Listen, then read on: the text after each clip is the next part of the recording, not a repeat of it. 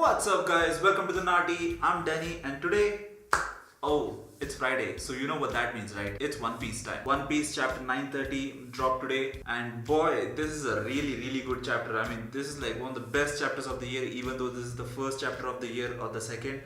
I think it's the second. It's the second chapter of the year.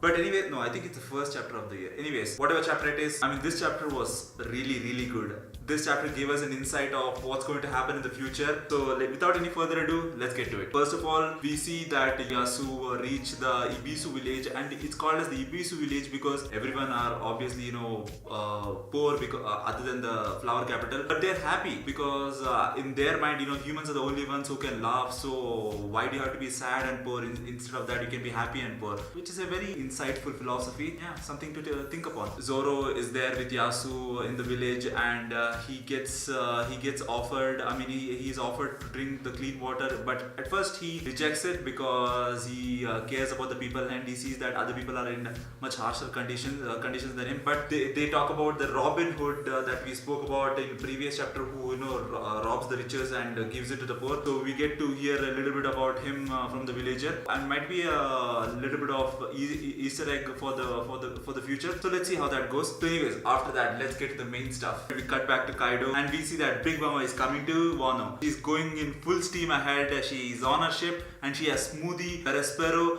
and Daifuku with her. I don't know if Aven was on that ship and Katakuri too. I don't think Katakuri would be in the ship because he was pretty badly injured with his and Luffy's fight. So I don't expect him to be on the ship. But if he is, I mean, that would be great. I mean, so many powerful characters coming into Wano. That'd be amazing. So we see that Big Mama is on the ship with her executives or with her generals, and she's climbing aboard. She's using those fishes to climb up on top of the waterfall, and everyone's freaking out. Like even Kaido is freaking out to not let Big Mama into Wano, and he's desperately avoiding Big Mama, and he's gathering his minions to stop Big Mama. But Big Mama finally makes it on top of the waterfall, and just when you thought, oh, she's in Wano, now stuff is about to go down. She's gonna go after Kaido, she's gonna go after Mugiwara. Just when I thought, oh, she's in Wano, things are gonna get very ugly now. King comes out of nowhere, and we see what kind of devil fruit that he has, which is Ryuryu no Mi devil fruit. It's an ancient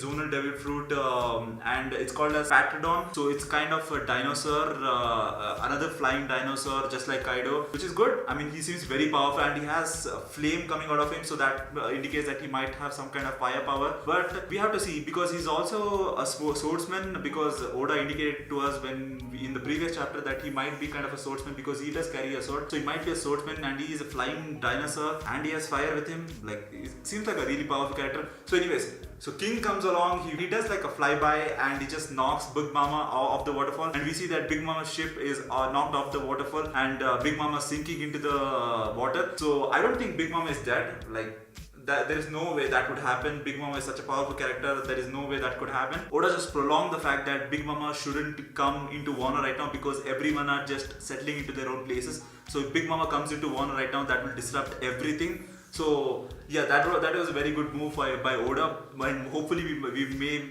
be able to see Big Mama in the later chapters, after like 20-30 chapters maybe. So we'll see how it goes. But yeah, King seems really powerful.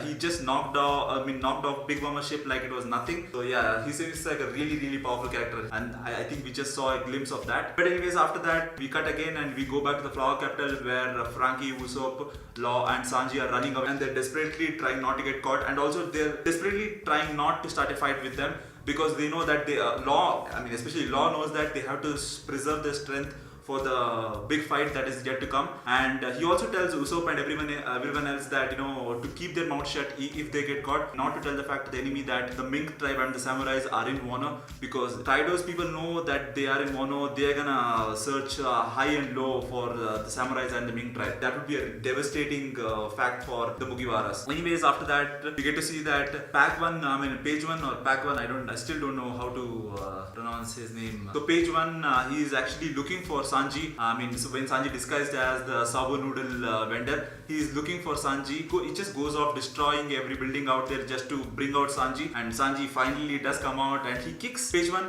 but Page One just gets up like it didn't do anything to him. So that actually says that Page One is actually pretty strong. So Sanji needs to be careful in the next chapter. But at the end we see that Sanji is not going to be fighting Page One in a way where he will go full on and reveal his entire identity, but he's going to use the raid suit, which is going to be pretty surprising. I didn't think that the raid suit would come into play so early in Wano, but yeah, I'm very surprised that Sanji is going to use the raid suit so early. But yeah, it's going to be amazing. Let's see what kind of abilities that Sanji might get from the raid suit. And also we know that Sanji hasn't shown his 100%, just like how Zoro hasn't in One Piece so far after their training. And I'm not expecting Sanji to go full out, because if it does, everyone has to come in and fight all the 6 commanders, so that's not gonna happen. So I think Sanji is gonna fight him in a way where he just pushes him, or maybe you never know. There were some talks in the conversation saying that maybe Sanji might get captured, and then later in the chapter he might show his 100%. So yeah guys, this chapter was amazing. There were so many theories going on. There were some people had some doubts on how powerful the king is, and we finally get him on how powerful he is, and he's pretty freaking powerful. And also it was awesome to see Big Mama in Wano. So yeah, One Piece is on break for next week, so we're gonna get the chapter after that week. So yeah, this chapter was great. I thoroughly enjoyed this chapter, and there were so many things going on, especially the latter half of the chapter or in the middle of the chapter. I really enjoyed this chapter. This was a very good chapter, and I hope you guys enjoyed this chapter as well. So yeah guys, that was my review on this chapter. If you guys enjoyed this video, don't forget to like, share, comment down below, and also subscribe to the channel. And also, if you guys have any theories on what might happen maybe to Sanji or to Big Mama, maybe to others like Usopp, Law and Frankie who are with Sanji, do let me know down in the comment section below. What do you think? Do you think Sanji might get captured by 6 commanders? What do you think? Maybe? Yes? No? What do you think? So do let me know down in the comment section below. And yeah, that's it for this video. I'll see you in the next one. Peace.